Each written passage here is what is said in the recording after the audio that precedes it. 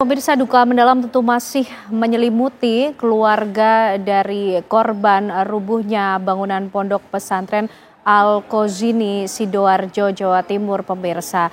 Dan terbaru informasinya, bahkan puluhan ini diperkirakan masih tertimbun dalam reruntuhan bangunan. Peristiwa ini tentunya mengundang perhatian khusus dari sejumlah pihak termasuk Komisi 8 DPR RI yang juga mendorong dilakukannya investigasi independen untuk mengetahui secara pasti dan juga melakukan evaluasi terhadap rubuhnya bangunan pondok pesantren ini. Malam hari ini pemirsa kita akan membahasnya bersama dengan sejumlah narasumber yang sudah bergabung di Apa Kabar Indonesia Malam. Sudah hadir di studio ada Pak Josia Irwan Restandi, dosen teknik sipil dari Universitas Indonesia. Selamat malam Pak Josia. Selamat malam. Terima kasih sudah hadir malam hari ini Pak Josia. Ya, dan bergabung bersama kita melalui sambungan Zoom ada Wakil Gubernur Jawa Timur Pak Emil Dardak. Selamat malam Pak Wagub. Selamat malam, Assalamualaikum warahmatullahi wabarakatuh. Waalaikumsalam. Dan juga bergabung dari Komisi 8 DPR RI ada Ibu Seli Andriani Ganti. Selamat malam Bu Seli.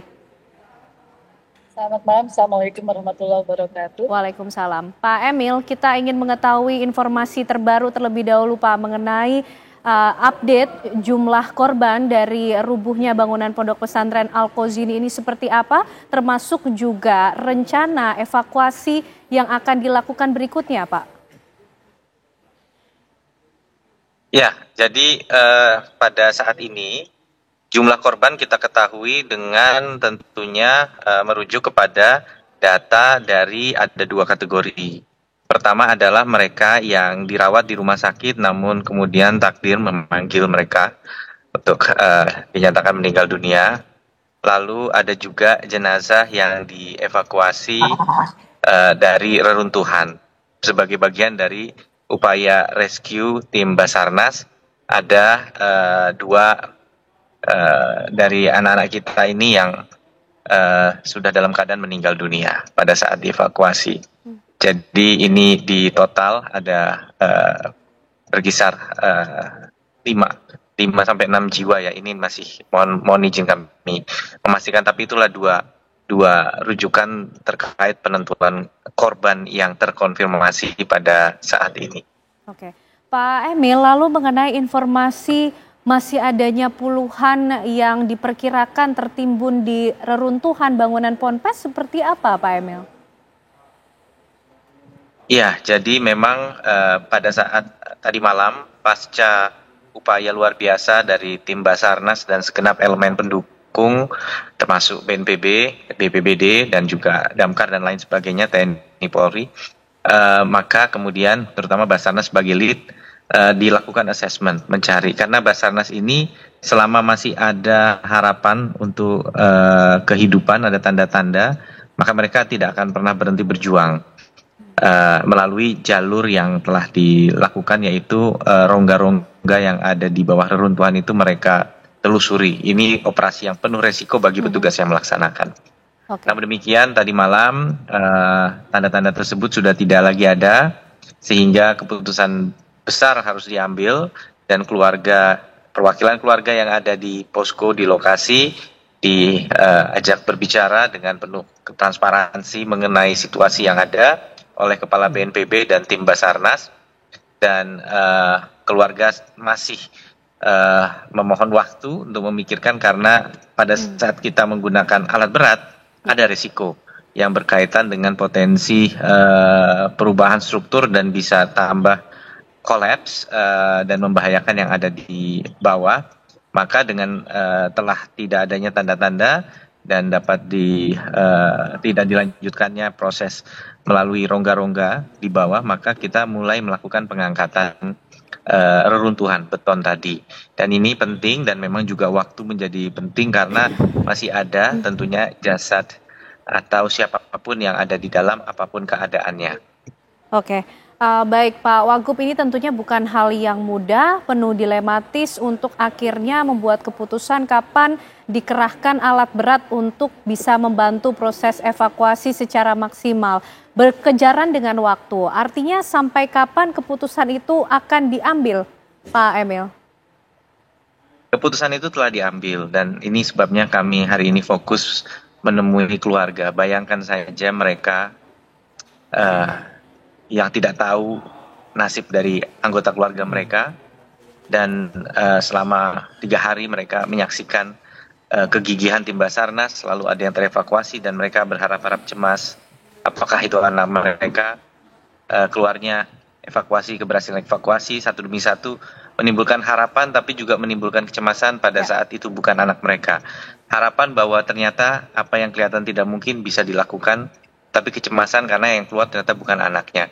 Ini proses yang tentu sangat menyakitkan bagi orang tua manapun. Sehingga pada saat keputusan ini diambil, meskipun kita tidak bisa bicara 100% apa nasib dari mereka yang masih ada di bawah reruntuhan, tetapi ini menandakan satu fase besar telah berlalu, yaitu fase di mana kita menyusuri rongga yang sangat sempit tadi untuk mencari, dan kita bergeser ke fase menggunakan alat berat. Apalagi memang golden time 72 jam ini telah terlewati. Jadi ini suatu momen yang sangat-sangat berat bagi orang tua dan bagi kami juga yang berada di sana sejak mungkin momen pertama pasca kejadian.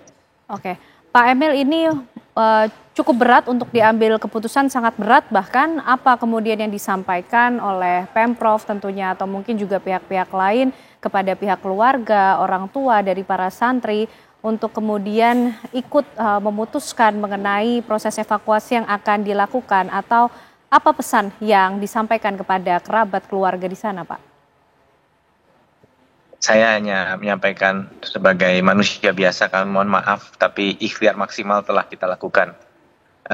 Kemarin saya berdiri di sana, memberikan semangat dan juga menyampaikan permohonan dukungan kepada operasi tim Basarnas yang mungkin sekilas ada pihak yang mungkin bertanya-tanya kenapa tidak pakai alat berat, kenapa tidak dibongkar, kenapa terkesan lama. Tetapi saya ada di lokasi melihat bagaimana rongga yang penuh resiko dengan adanya potongan baja yang mungkin bisa mengancam keselamatan petugas. Ini tidak menyurutkan langkah mereka gitu. Namun hari ini saya harus ada di sana kembali, bertemu orang tua kembali dan menyampaikan bahwa tanda-tanda kehidupan itu dari rongga-rongga tersebut sudah tidak lagi ada. Gitu. Jadi itu yang kami sampaikan, dan kami merasa terus terang juga terenyuh, tapi juga di saat yang sama merasa luar biasa bahwa ternyata orang tua tersebut bisa berbesar hati menerima ini, meskipun ada kata-kata misalnya saya kok merasa masih ada harapan, mudah-mudahan saat beton ini dibongkar mungkin ada keajaiban. Ya, itu doa kita semua. Tetapi sekali lagi membongkar runtuhan dengan alat berat sudah menjadi prioritas saat ini, karena kita juga tidak bisa membiarkan, mohon maaf, yang telah meninggal dunia terlalu lama berada di reruntuhan. Baik, Pak Emil Dardak, terima kasih atas waktu dan informasinya, karena kemudian ada agenda lain yang harus diikuti bersama dengan BNPB. Terima kasih atas informasinya, Pak Emil. Kita juga ikut mendoakan yang terbaik untuk proses yang berlangsung di sana. Selamat malam, Pak Emil. Ya, kita lanjutkan diskusi malam hari ini, pemirsa, di mana peristiwa yang terjadi tentunya di Ponpes Al-Kozini Sidoarjo ini mengundang perhatian sejumlah pihak, termasuk juga dari Komisi 8 DPR RI. Bu Selly, termasuk yang mendorong dilakukan investigasi independen, Bu.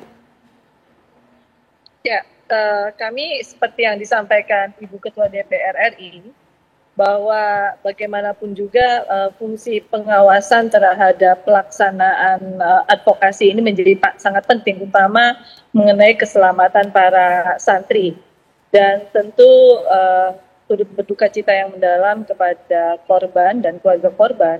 Upaya-upaya yang dilakukan oleh negara, dalam hal ini pemerintah daerah, Pemprov Jawa Timur, kemudian BNPB, kemudian Basarnas, adalah upaya yang terbaik hari ini dalam upaya 72 jam dalam waktu secepat golden age. Ya, tentu kami juga menyadari bahwa penggunaan alat berat ini memang sangat berisiko tinggi, dan tentu investigasi yang kita lakukan ini terkait juga dengan bukan hanya kepada satu kejadian yang hari ini terjadi di pesantren yang Al-Kozini, tetapi sudah ada beberapa pesantren, kemudian rumah-rumah ibadah yang mengalami kerusakan yang sama akibat struktur konstruksi yang tidak aman dan tidak ramah terhadap para umatnya.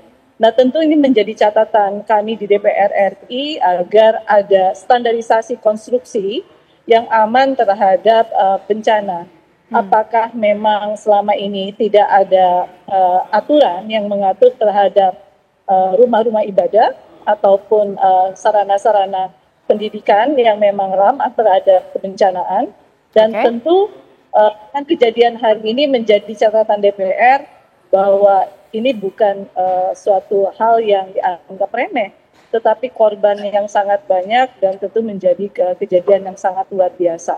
Oke, tentu itu semangat dan juga menjadi alasan kenapa pentingnya untuk dibentuk investigasi independen atas peristiwa ini. Pak Yosia mungkin juga sudah mulai melakukan analisis karena investigasi ini ujung-ujungnya untuk mengetahui apa sebetulnya penyebab di balik insiden ini, Pak Yosia. Iya, kalau saya sempat lihat juga ada rekan dari ITS, Dr. Muji Irmawan, yang mengatakan bahwa bangunan ini memang dibangun secara bertahap. Oke, kita juga memiliki fotonya nih, Pak Yosia ya. Dan saya juga sempat searching gitu ya di Google Earth. Nah ini kelihatan kalau kita lihat dari tahun 2002 itu memang sudah ada bangunan, kemudian bertahap ditambah. Jadi 2015 kalau kita lihat itu ada penambahan lantai, kemudian 2016 selesai, kemudian 2010 ada lagi penambahan lantai, begitu seterusnya. Jadi kalau kita lihat 2014 juga ada, seperti terlihat di sini ada yang di kanan atas itu ya, di 2013 ini bulan 9, terus selanjutnya 2009 ya. Jadi memang di kompleks ini sepertinya semua bangunannya ini dibangunnya ini bertahap gitu. Nah masalahnya bertahap ini kalau memang dia sudah didesain dari awal bertahap nggak masalah. Tapi kalau katakanlah misalnya dibangun katakan awal hanya untuk 2 lantai, pondasi dan tiang-tiangnya itu hanya untuk 2 lantai, kemudian karena kebutuhannya bertambah, lahan tidak ada lagi, kemudian ditambah lantainya. Nah ini yang berbahaya. Jadi ya kalau kita sistem bangunnya seperti itu sudah bisa dipastikan bahwa yang sekelilingnya ini, yang ada di dalam kompleks ini juga harus diinvestigasi. Harus dilakukan assessment karena berpotensi juga untuk mengalami kegagalan seperti ini gitu. Jadi membangun bangunan secara bertahap itu juga harus direncanakan sejak awal. Betul. Jadi tidak dadakan gitu ya. Nah ini kita lihat ini yang terakhir ini 2024 itu dan 2025 ini 2 bulan lalu gitu. Ada penambahan ya kalau kita lihat ya dari yang awalnya seperti ini gitu. Dan bahkan informasinya kalau yang kami baca juga ini dilakukan pengecoran dan tidak akan ditutup dengan genting begitu, dengan genteng gitu beton, Pak atap. Ya itu pasti akan lebih berat ya. Kalau beton katakan per meter persegi tebal 12 itu sekitar 288 kilo itu per meter. Jadi bebannya itu sangat berat bisa dikatakan. Dan sebetulnya kalau tadi Bu Shirley ya mengatakan aturannya itu kita sudah ada kok. Artinya kita udah, kalau soal aturan kita tidak ketinggalan lah. Artinya dari sejak tahun 70 itu kita sudah ada peraturan muatan, dan yang terakhir ini itu mengenai gempa ya, itu sudah ada SNI-nya, Standar Nasional Indonesia nomor 1726 tahun 2019, itu mengenai pembebanan gempa.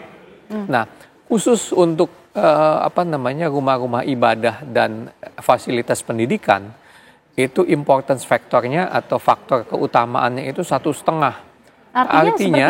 Artinya rumah-rumah ibadah dan fasilitas pendidikan itu harus dibangun 1,5 kali lebih kuat terhadap gempa daripada bangunan-bangunan umum lainnya atau bangunan rumah tinggal. Jadi itu seharusnya lebih kuat 1,5 kali, 50% lebih tinggi ya kekuatannya ya. Tapi ini malah ya mungkin malah lebih tidak kuat dibanding yang lain gitu, karena ada penambahan itu gitu. Apalagi kalau katakan misalnya tadinya 2 lantai jadi 4 lantai. Ibaratnya kita jalan sambil ngegendong-gendong orang nih yang beratnya sama dengan kita gitu. Oke, baik Pak. Nah, kemudian kalau Pak Yosia juga menelaah secara lebih detail lagi, kegagalan teknologi konstruksi di Ponpes ini ada di mana sih Pak? Sehingga menyebabkan peristiwa atau insiden ini terjadi? Saya tidak setuju dengan istilah kegagalan teknologi Karena di sini justru tidak digunakan teknologi. Artinya kita sudah punya perangkat hukumnya, katakan aturannya sudah ada, ya, tapi itu tidak digunakan gitu loh. Yang tadi saya katakan bahwa aturannya itu kalau untuk rumah ibadah dan fasilitas pendidikan harus faktor utamanya 1,5 kali, itu teknologi yang seharusnya. Ya, tapi itu tidak digunakan. Jadi bukan kegagalan teknologinya nggak digunakan. Itu terlihat dari mana Pak Josia bahwa tidak ada teknologi yang digunakan? Kenyataannya seperti ini. Artinya kalau katakan dia gunakan teknologi, nggak mungkin yang 2 lantai itu ujuk-ujuk tiba-tiba dinaikin jadi 3 lantai. Pasti harus ada perhitungannya. Secara logika harus ada perkuatan-perkuatan. Kalau dia tidak didesain gitu loh. Jadi saya tidak setuju dengan dikatakan kegagalan teknologi. Ya. Kalau kegagalan konstruksi iya. Kenapa konstruksinya gagal? Karena tidak dibangun sesuai dengan aturan yang semestinya. Dan ada yang mengatakan, wah iya kita ini takdir. Nggak ada tuh takdir. Ini murni menurut saya human error. Menarik ini Pak Josia untuk kemudian kita telaah lebih lanjut. Bu Sely, ini murni human error kalau kata Pak Josia. Sudah ada kok aturannya. Tapi bagaimana kemudian pihak-pihak ini yang harus lebih hati-hati, harus sadar dan bahkan kemudian mengikuti aturan yang sudah disusun? Ya, saya sepakat dengan sampaikan Pak Joshua. Karena bagaimanapun juga aturan itu ada, tetapi ternyata itu tidak dipergunakan dan bahkan tidak tersosialisasikan dengan baik kepada aparat-aparat yang memang menggunakan aturan tersebut. Misalnya tadi dunia pendidikan, kemudian sarana ibadah. Apakah aturan-aturan tadi dipergunakan saat perencanaan pembangunan? Mohon maaf, kalau kita berbicara dari fungsi anggaran saja, saya membuka catatan saya di sini. Kita punya yang namanya Direktorat Jenderal Dinia. Tetapi kalau kita bicara Direktorat Jenderal Dinia dan pesantren di bawah Dirjen Pendis, anggaran yang setiap tahun digelontorkan untuk pesantren dan dinia saja hanya sekitar 200, di tahun 2023 hanya sekitar 590 miliar. Itu pun hanya untuk program BOS dan dana abadi umat, hanya untuk SDM, tidak menyangkut dengan masalah infrastruktur dan penguatan sarana prasarana pesantren maupun rumah ibadah. Kemudian kalau kita berbicara di tahun 2025, ada juga anggarannya sebesar 424 miliar. Itu pun terkait dengan BOS dan yang menyangkut dengan PIP santri. Nah, kalau hari ini dengan banyaknya berdirinya pesantren, kemudian rumah-rumah ibadah, kita bertanya, itu anggarannya dari mana? Mereka berbicara, ini banyak anggaran dari swadaya ataupun dari swasta yang memberikan anggaran kepada mereka. Kalau itu ada anggaran, ada bantuan hibah dari pemerintah kabupaten atau provinsi, apakah itu juga menjadi perhatian dari pihak, kalau di daerah ada yang namanya Kemenak di tingkat kabupaten kota, kemudian ada kanwilnya, mereka ikut mengawasi tentang pendirian pesantren yang ada di tingkat daerahnya secara berjenjang. Pendirian pesantren tadi ikut mengawasi standarisasinya. Kalau memang tadi betul ada aturan tentang pendirian pesantren yang sudah mengikuti protap yang tadi disampaikan oleh Pak Joshua, sudah tahan terhadap bencana dan segala macam. Saya mengakui bahwa ada hal yang memang sempat lalai dilaksanakan dan itu juga menjadi catatan kami di DPR ke depan. Apa Bu? Kelalaian itu di mana Bu Sely?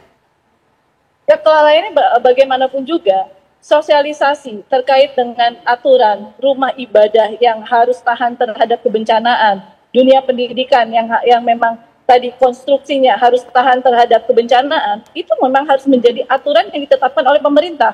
Karena kalau hari ini kita berbicara RAB, untuk pendirian ruang kelas baru yang dianggarkan oleh pemerintah.